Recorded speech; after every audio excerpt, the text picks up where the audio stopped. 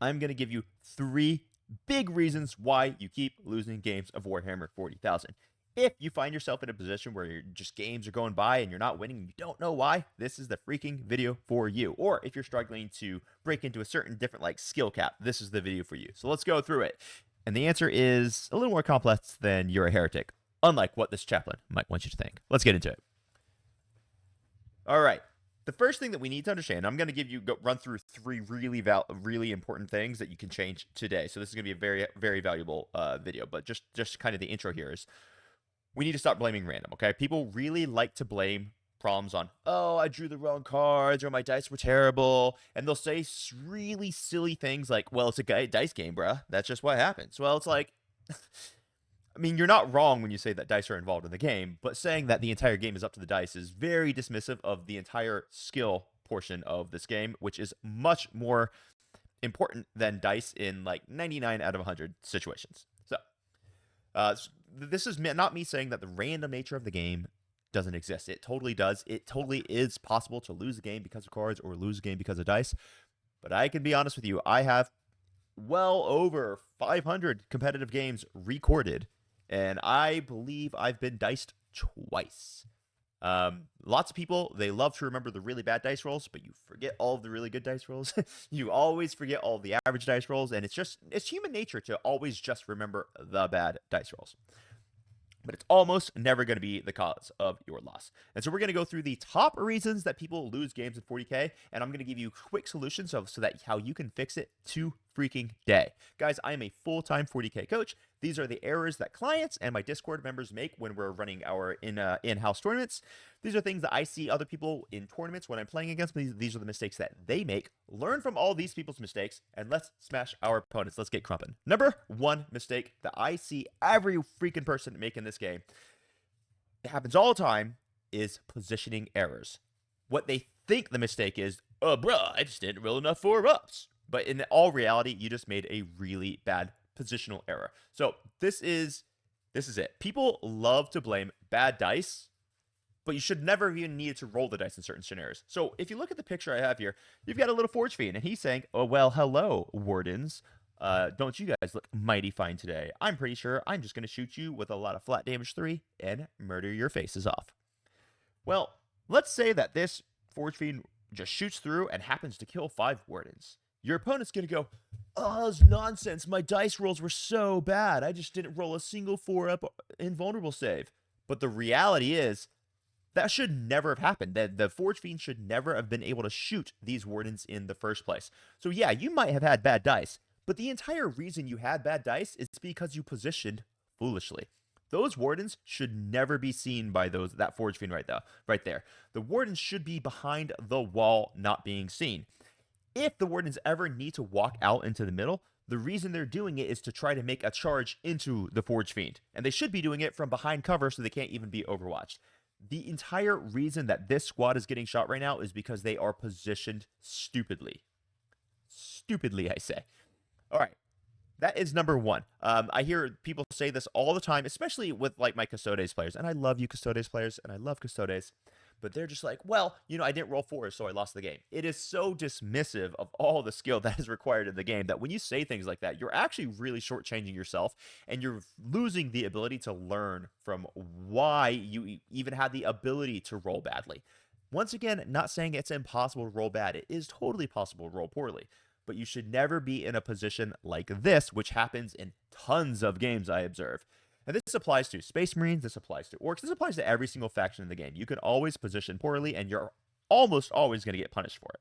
Do not put yourself in a position where you need the dice to bail you out. All right, with that, let's go on into the second biggest mistake that people make, which is why they lose.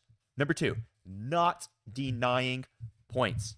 A lot of people in this game just seem to think that it is a race to who can score 100 points first. That it's not. It is not a race to who can score 100 points first. It's not even about how many points you score. It's really about how few points your opponents can score in relation to the points that you do score. When you deny points, you screw your opponent, and you force them to start taking really risky plays that you can then later exploit. It's not even necessarily about the points that they don't score. It's about how you force them to play when they don't score points early on. Now, you can deny points either via primary denial, secondary denial. And if you guys want to know a lot about secondary denial, I released part 2 of my secondary denial series actually just yesterday, and there's gonna appear somewhere, somewhere, I don't know, on screen. But go watch those videos. Talk about how to actually deny your opponent's secondary scoring. This is super important because when you force your opponent to hold on to a secondary card, not only did they not score it, but now they're stuck with it for another turn. They can, of course, get rid of it, but then they're going to have to spend CP to get rid of it in their next command phase, which means it's going to cost them points. It's going to cost them command points to score less, right? It is brutal when you can deny secondary points. And you can do the exact same thing with primary. Like, listen, how can a 50-point cultist unit defeat a 360-point warden unit? Very easily. They just advance onto the objective and they stand there. Because now they've got 20 OC and they're out OCing the wardens, who are going to be staying there with 18 OC. So guess what happens? Now the wardens don't score primary. It's a 360-point unit that was just beaten by a 50-point unit. This is how you really need to look at winning games. Orcs, if you have Gretchen, it's a 40-point unit that's got 20 OC or 21 OC, right, with the rat herd. So do that. Just throw your 40-point unit onto the objective, and they just defeated a 360-point Custodes unit.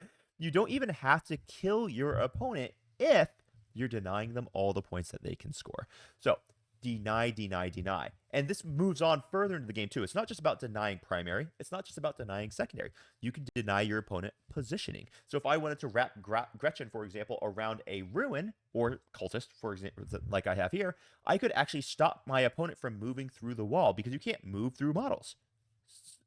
That's really, really strong. You can deny movement lanes with move blocking. And I've done videos on move blocking. Perhaps I need to do an updated one for you guys. You can deny CP usage. Let's say that you have a Vex style ability, like the Calidus, for example. She can drop down and force your opponent to have to spend 2 CP instead of 1 CP for various things. So you can deny CP usage. You can deny charges using other units. Let's say I have a fights first unit, like, I don't know, a fights first squad of Sanguinary Guard, who's led by a captain as the fights first enhancement. And I rapid ingress them right next to the target that you really want to charge. But the second you charge them, you know I'm going to heroic intervene into you, and then I'm going to pop fights first, and I'm going to murder you. That means that you don't actually even get to charge because I denied your ability to charge. This is so darn strong. There are so many chances to deny your opponent in this game that if you're not focused on denying, you're really, really missing the mark, and you're probably going to lose a bunch. Now, let's go into the third mistake that I see people make all the time and how to fix it. Doing actions that don't help you. And when I use the term actions here, I don't actually necessarily mean doing recover assets. I mean just doing things on the tabletop that do not help you. All the time when I'm playing this game, I see people just playing the game and not really thinking through why they're doing what they do. 40K is, when you simplify it, it's a game of, hey, I'm going to stand on these circles and I'm going to get rewarded for standing on these circles. Yes, I got that, but it really is not that simple. Very often I see people say move on to the objective, and they're like, well, because I have to score primary, so I need to stand on the objective. But they don't really think about it. Very often, I personally, in my own games, find that I tend to do much better in games when I do not score max primary in turn 2. If, for example, you put these wardens here on the middle objective, and you know that now the opponent's going to have 2 Forge Fiends, and they're going to have full rerolls to hit, and they're going to shoot your wardens, do you really think that you're actually going to be scoring that primary? Like, you're probably not going to score that primary because you're going to be dead. And if that's the case, why would you ever stand on that primary in the first place? Why wouldn't you have them behind the wall where they can stop the Forge Fiends from moving into this position in the first place? Because then, in your turn, you could then move them out and charge and kill the Forge Fiends. But if you just stand on the objective, you're like, well, this is how I have to score primary, but you just die anyway, not only do you not score the primary, you also lose your 360-point unit. And just extrapolate this to the rest of the game. This happens all the time. I see people and they're like, oh, well, I'm going to do recover assets in this corner of the table. But the second you're doing recover assets, your opponent just comes and kills you, and then you're stuck with a recover assets card. So do not do actions that do not help you. Let me give you a beautiful formula, and this is a piece of advice I give every single client, which leads me to believe it's pretty dang good advice, and it'll serve you well as also. So here's the deal. When you are at the beginning of your turn, I tend to just pause and I think for about 2 minutes and I go, okay, what do I need to accomplish this turn? What are my main goals? What are my secondary goals? And I don't necessarily mean objectives, I mean the things I have to accomplish this turn. And I go, every single time I move a unit, in my head, I ask myself, how does this help me achieve my mission? And if it doesn't help me achieve my mission, I don't do it. It really is that simple. And that also stops me from making lots of mistakes. Like, for example, if I am moving my units behind some terrain and I put one in the terrain, I'll ask myself, how does being in this terrain help me? And if the answer is it doesn't, all it does is it allows me to be seen and be shot, then I just fix it then and there. So it helps me not make mistakes as well. That doesn't mean I make zero mistakes. I've never played a game of Warhammer with anyone in my entire life who makes zero mistakes.